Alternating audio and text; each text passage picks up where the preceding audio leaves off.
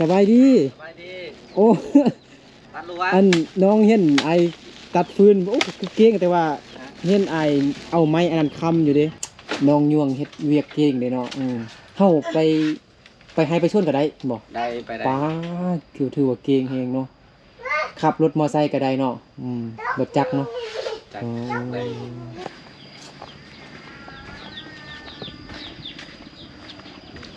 สบายดีพี่น้องเนาะหมดสุคนที่เขารบหักแพง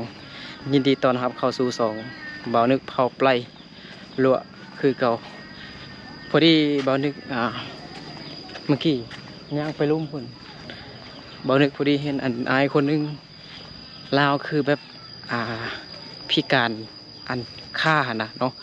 แบบเว้าตรงเลยเนาะแบบลาวฆ่ากุดหั่นนะเนาะแต่ลาวกำลังอันตัดฟืนอยู่แบบเราเฮ็ดเวียกแบบโคตรเก่งเลยแต่ว่าแบบเราพิการฆ่าทุกคนเนาะคือดีต้นเราแห้งเนาะบ่นึกก็เลยย่างไปเบิ้งที่ตัวยังบ่ได้เข้าไปเบิ้งเดี๋ยวบ่นึกจะซื้อน้ำส้มมายังให้อายเพิ่นก่อนเนาะบ่ฮู้ว่าอายจะเป็นน้องยังบ่ฮู้เถอะเดี๋ยวซื้อน้ำส้มก่อนเนาะน้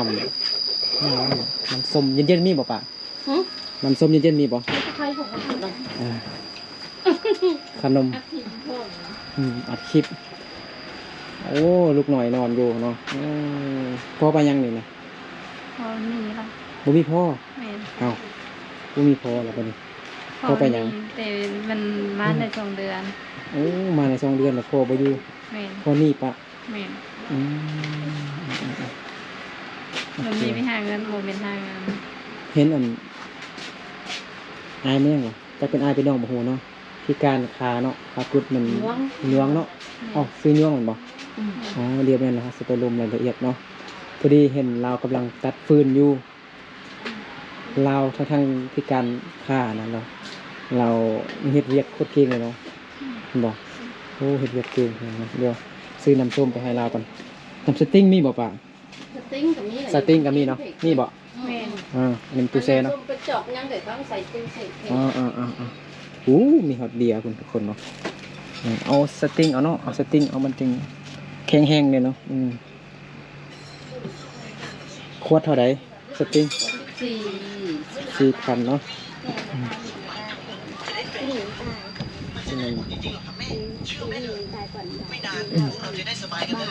ขนมเดี๋ยว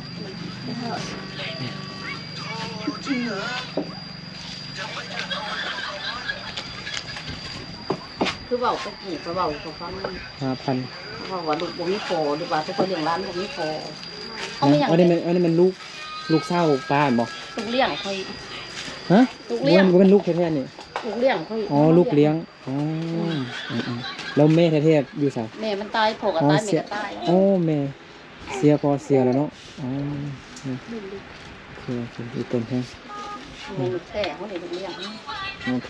นี่บอกเอาขนมเบิ่งจักพันเดี๋ยว 7,000เคยตรงอย่าง ตอนมา7,000นั่นบ่ ก็ทอนเจ้า6,000นำสปริง คือพันจักพันนี่นะ 6,000เนาะ อันนี้เงินเจ้า บ่สิซื้อขนมอีกสิให้อันเห็นเด็กน้อยอยู่เมื่อกี้หั่นนะ เอ๊ะนี่เคยเขา เดี๋ยว ลง ขนมอันนี้เนาะเอาปนกันกันเนาะ เอาปนกันเอาไป ตรงนี้อัน เอา นั้น ลง ได้ อย่างที่เหลือเอาลง เบิ่งขนมที่ทุ่งนั้นมีขนมย่าง2,000นะ คุณพันหรือนี่หรือทั้งนี้มีขนมเอง เอาซื้ออันสติ้งไปให้ลาวนะให้เรามีแฮงตัดฟืนเห็นเราตัดฟืนอยู่เมื่อกี้น่ะเดี๋ยวเราไปถามรายละเอียดว่าเป็นจังใดดีจังใดเนาะแบบเราคือบอกพี่เฮงเดี๋ยวจะไปเบิ่งไปอันสัมภาษณ์เราเบิ่งดูโอเคขอบใจ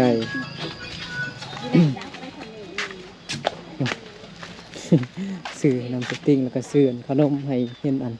เด็กๆอยู่หันอยู่เมื่อกี้นะแบบมื้อนี้อากาศคือแบบแจ่มแจ้งใสดีทุกคน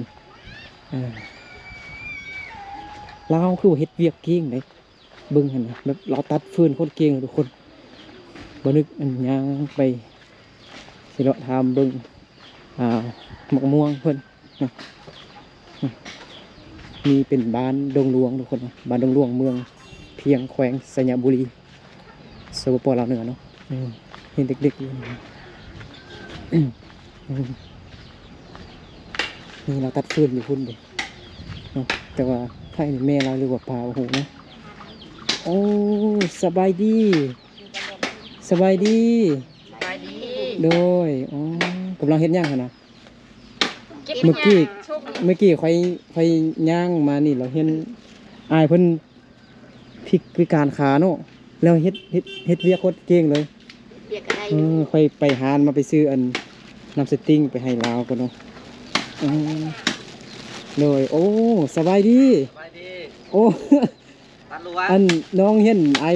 ตัดฟืนโอ้คือเก่งแต่ว่าเห็นไอเอาไม้อันนั้นค้ำอยู่เด้ต้องแม่นไอผู้นั้น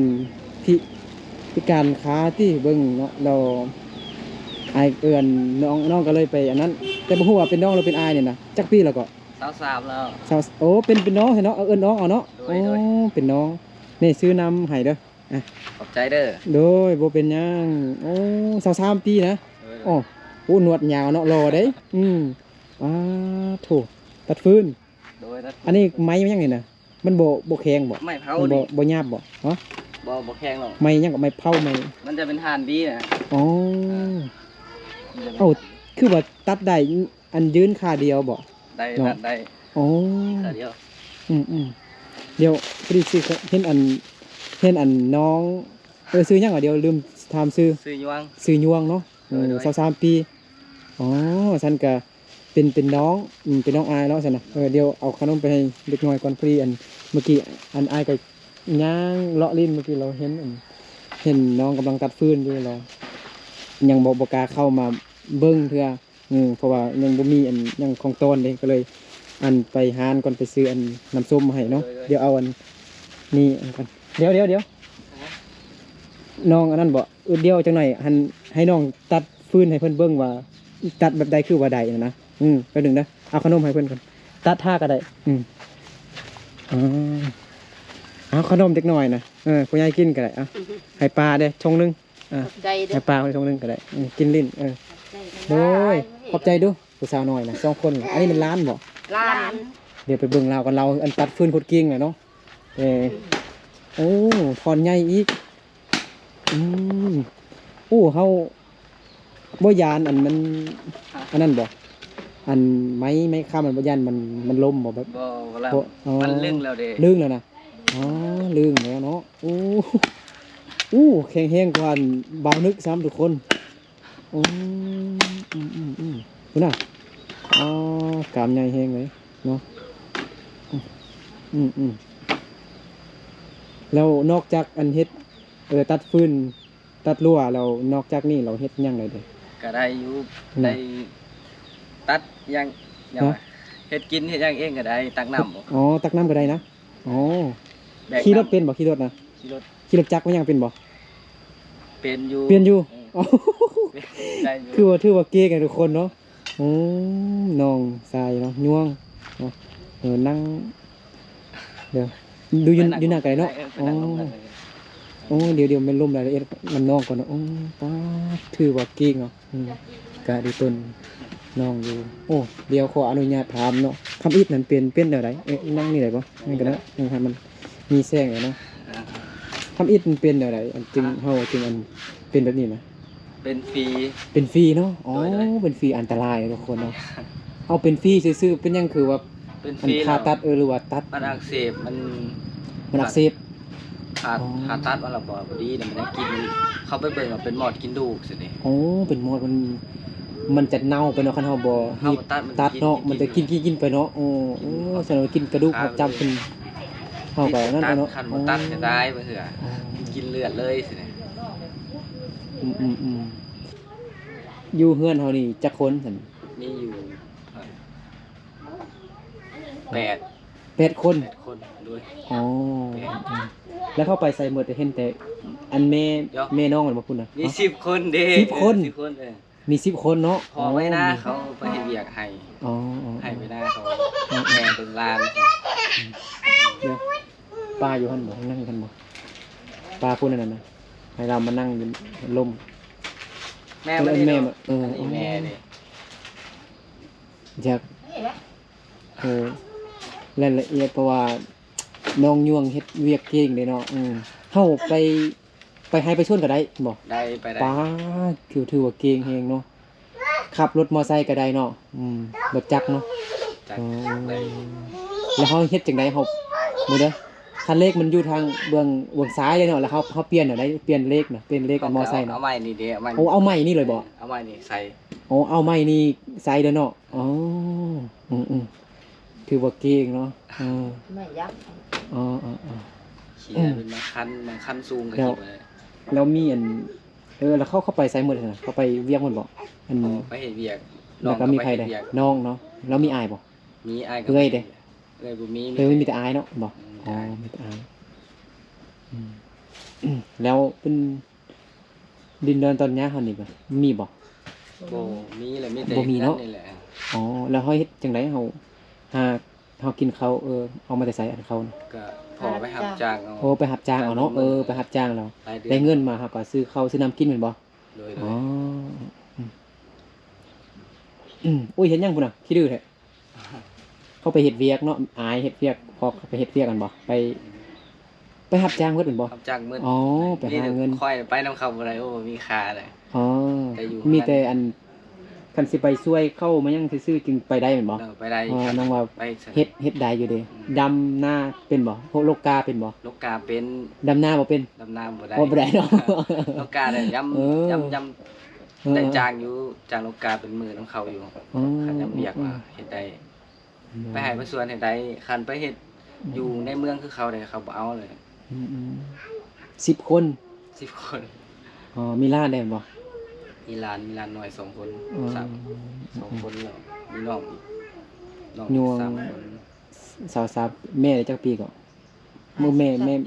ม่ซื้อหยังก่อนบ่ได้ถามซื้อ สิจอย ซื้อจอยเนาะซื้อจอย40ปลายปีแล้ว 50ตายแล้ว 50ปลายแล้วอืม ใน53เนาะ อยู่นำกัน10 คนเนาะมีร้านนำแม่นบ่ มีหลานเนาะ พ่อแม่เขาไปหาเงินรับจ้างหมด อ๋อเขาไปรับจ้างคือกันหมดเนาะเอ้าเราร้านนี่ก็บ่มีอันนั้นบ่เพิ่นบ่แบ่งดินให้บ่ดินเฮ็ดให้เฮ็ดสวนยัง ตัวนี้ บ่มีเลย เขาบ่ให้โดยจังได๋ ให้ หรือบ่ทันเขา ได้น่ะบ่ได้เงินเก่า อ๋อเขาเป็นคนใหม่บ่เขามาใหม่เนาะแล้วเขามาแต่ไสจังเขาอพยพมาแต่ไส มาแต่ชุนเชียงค ฮะ ำชุนเชียงคำบ่ อ๋อสงครามพุ่น วัดพะเยา โอ้อยู่ทางไทยพุ่นเนาะส่วนหลายอยู่นี่ก็มาแต่ไทยเนาะอพยพมาแต่ไทย เขาสูงมาเป็นงวด สูเป็นงวด เขาย้าย ปั มาน งวดยัง เป็นนั่นเด้เขาฝึกย้ายมาตารางวัด แต่ว่ามีชุดที่หนึ่งชุดที่สองที่สามน่ะมาเป็นชุดนะ นี่ก็ลานน้อย นี่ก็หลานเนาะ เฮ้ย แซ่บบ่กินขนมแซ่บบ่ฮะผู้สาวน้อยนะ ไป อ่า จะได้ไหม เมื่อกี้ย่างผ่านหน้าบ้านน้องก็เห็นอ๋อคือว่าเห็นตัดฟืนอยู่แต่ว่า คือบ่มีอันขาเบิ่งนึงเนาะเฮาเอาตามตรงเนาะแบบเราเป็นพิการบ่อายวิธีมันเป็นอายแล้วได้เนาะมีนวดแบบมีนวดอะคือแบบเป็นผู้ใหญ่หั่นนะจะเป็นอายแล้วยังเป็นน้องอยู่เนาะรออยู่ทุกคนรออยู่ ขันบ่ได้ไปหากินกับ เขา ตัดฟื เรีย น น ตัด อยู่ ได้อยู่ ป .3 เป็นตั้งแต่อายุ12 ปี อ๋อเป็นตั้งแต่อายุ13 12 ปีบ่โดนเนาะ มาเป็นไข่เป็นโป้องอักเสบเด้อไปโก้บงเพราะว่าเป็นหมดกระดูกพวก กระดูกพัวเนาะกระดูกมัน กระดูก เน่า เสื่อม มันอันนั้นเป็นมอดเป็นอันนั้นน่ะเนาะโอ้คันบ่หิบอันตัดทิ่มมันก็โอ้กินไปฮอด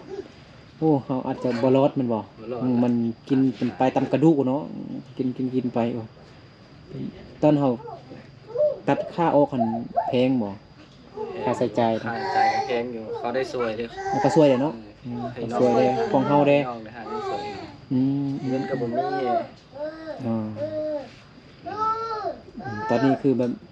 ไปหารับจ้างซื้อข้าวกินเนาะเอาเนาะเห็นบ่ เสียได้เพราะเฮ็ดได้ก็เฮ็ด ฮะ เสียได้เฮ็ดบ่ได้ก็บ่เฮ็ด อันเรื่องนะ คนพิการนี่ เสียได้เพราะหาได้ ก็ เราก็ไปหา ก็เฮ็ดได้เลยเนาะไปให้ไปส่วนเสียหญ้าแม่งก็เฮ็ดได้เนาะ ได้มื้อ น่ะเสียหญ้า ซักลุงเขา จากลุงเขาก็ได้ ไปหากินหา ไปหากินไปดำปลาเห็นบ่ไปการนะ การเขียน ตัดฟืนพาลัวเป็นบ่ เป็น พาฟืนเป็นเนาะ ใช่ครับ โอ้ยน่ะก็ซ้ำกับคนปกติเลยเนาะก็ถือว่าเก่งเนาะยวงคือว่าเก่งเลยอ๋อ ยกเว้นแต่บอลมันเป็นตะลิงเนี่ยก็จะได้อยู่ มีแต่ดำนาเนาะดำบ่ได้เนาะ ดำนา ปลูกเขา มันค้า มันค้าเนาะมันขี้ต้มเลยเนาะ ไป2เฮ็ดเพาะเฮ็ดยังให้กับไปอยู่2เฮ็ด เฮ็ด2เฮ็ดเพาะเนาะ ช่วงนี้ก็ฝนตกแล้วก็ ฝนตก เป็นช่วงละอันนี้ก็อันเฮ็ดเพาะออกเนาะ เพราะว่าเฮ็ดเพาะเฮ็ดดินเฮ็ดมันยังเนาะออกเอาไปหาหลายบางคนก็ซอกมาได้มาก็ขายเนาะ ขาย น้องซอกแล้วขายบ่หรือกิน เอามากินมื้อ กินเลย มื้อก่อนนี้ไปได้ประมาณ ฮอดโลบ่ 5ขีดนะ 5ขีดบ่มันเบา5ขีดก็ได้หลาย ลายเลย ขีดเลยหายโอ้เอาขนมใส่ถ้วยแล้วพากันกินโอ้เอาเหล้ามาโอ้ แกมเหล้าเลยร้านเป็นตะหักตะเพงตะมุตะมิเนอจักปีหรอกจักควบหรอก นี่สามเดือนตายเด้อ 3 ควบผู้ใหญ่นะ3 ปีหรอก ผู้ใหญ่ปีปลายเลย แม่นน่ะ นี่แหละปีปลาย ปีปลายผู้ใหญ่นี่ ผู้ใหญ่3 ขวบปลาย 3 ควบแม่น3 ปีเนาะ 3 ปีปลาย 3 ปีปลายเนาะทางไทยเพิ่นมาควบอันหน่อย ปี เขาเลี้ยงเป็ดเลี้ยงไก่เลี้ยงหมูหมาหลายบ่สัตว์ บ่ได้เลี้ยงเป็ดมีแต่ไก่เลี้ยง มี ไก่ แต่ไก่นะไก่หลายบ่ ใช่แต่ว่า5-6ตัวเลี้ยงไว้พอมันคันมันนั่นซื่อบ่มีไก่อ่ะ พาพี่พาน้องมาเนาะมาเบิ่งกับพวกของน้องยวงเนาะลาวกับคนเก่งเนาะ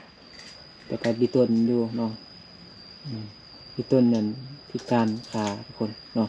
ใครที่ใจดีใจบุญเนาะ FC ผู้ใดใจดีใจบุญเนาะอยากเฮ็ดบุญก็ช่วยเหลือก็ติดต่อหาบ่าวนึกได้เด้อเนาะใส่ขนมให้ทงนึงกินก็ดีใจแล้วเนาะ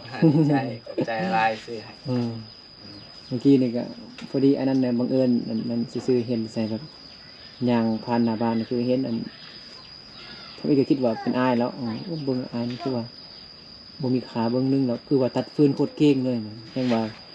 ฟืนหันรัวหันดนใหญ่ๆเนาะท่อนใหญ่ๆอีกโคตรแห้งตัดแบบโคตรแห้งเลยนะคือคนปกติเลย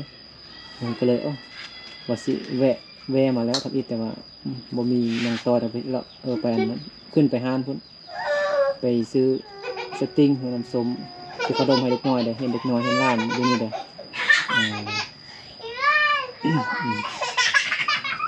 พ่อนี่จักโมงมาเนาะกับจักอัน กับพอไปนอนอยู่นะครับ ไปนอนนี่พุ่นเลย คนอื่นไปเลยครับ ไปนอน ไปนอน แม่น สวยๆ ไปเฮ็ดหยังไปงัดมันต้นบ่ได้จังได๋ รับจ้างให้นาเขา ไทยนาเข้าเนาะ ครับ อ๋อมื้อนึงเท่าไหร่จักแสนกันเฮาไทยนา เมื่อหนึ่งกับช่องเส้น 200,000เนาะ200,000คือทุกคนเนาะ เสื้อ แต่ สั้น ก็กุมเขากุมมือช่องมือไป อ๋อตอนนี้ในสนามมีจักโลยังจักโลเขานะ ก็พอมีอยู่ช่วง พอมีอยู่ รู้ 2 โล2 โลนะ10 คน2 โล มืออื่น ฮะ กินมืออื่น ใส่ กับพอมีอยู่ นะ แต่ รอ ไว้นะ มา พอมีหมา มาแรงกินมื้ออื่นมื้ออื่นไปหาอีกกินมื้ออื่นไปอีกไงซั่นนี่นะ แบบหาเช้ากินค่ำเนาะ ว่า หา เท่า เช้า ไหร่ กินค่ำหาแล้วก็นั่นเนาะซื้อมากินเมื่อได้กลับไปอีกเนาะ10 โลกุม4 มือ3 มือ4 ฮะ มือ เดี๋ยว 10 โล 10 โลกุมจักมือก่อน กัน 4 มื้ ค อน อยู่ไรกับกุมได้3 มือ นะ คนอยู่ไรกับกุม4 มือ5 มือ สมมุติเฮาอยู่หมดคนนี่เฮามาจักโลเขานะ มันอยู่มันกูคนนี่ก็4 โล 4 โลเนาะอ๋อ มือหนึง พอดี ก็มีคนไปหาลาอยู่เลยเนาะก็ใครแด้อ๋อ ครับ พ่อก็ไปหาอายแด้เห็นบ่ คือว่าหากับบ่ได้หรอกครับ ก็ยังมีอันใช้จ่ายเลยเนาะซื้ออย่างอื่นแล้วนี่ก็เขาก็เก็บเป็นบ่บ้านเก็บเงินนั่นเก็บเงินนี่เนาะ คันไป2 คนกับผู้หนึงสิเข้าผู้หนึงก็ใส่จ่ายในบ้านเรียกบ้านกัน แม่ เนื้อน อืม เก็บเงินหันเงินนี่สิน้ำกินสิกาไฟ วันนี้ก็มา แวะเบิ่งซื่อๆแบบงงนำน้องย่วงเนาะน้องย่วงโคตรเก่งเลยเนาะพิการขาก็ยังแบบคือเขาว่าเนาะเคลื่อนมันยังกับเพลงอันพิการตายังมีใจหั่นนะแต่ว่าอันย่วงมันพิการขายังมีใจ ใจ ลอยไอ้เนาะบ่คิดอยากได้เมียยังบ่ ผมคิดแล้ว บ่คิดเนาะ นี่เอาเท่าไหร่ นะถ้าสมมุติมีเลยเอาบ่ถ้าสมมุติมีอันคนเอานะผู้สาวบ่เอา ว้าว ก็ให้เขาเลี้ยงกันเขามักเฮานะ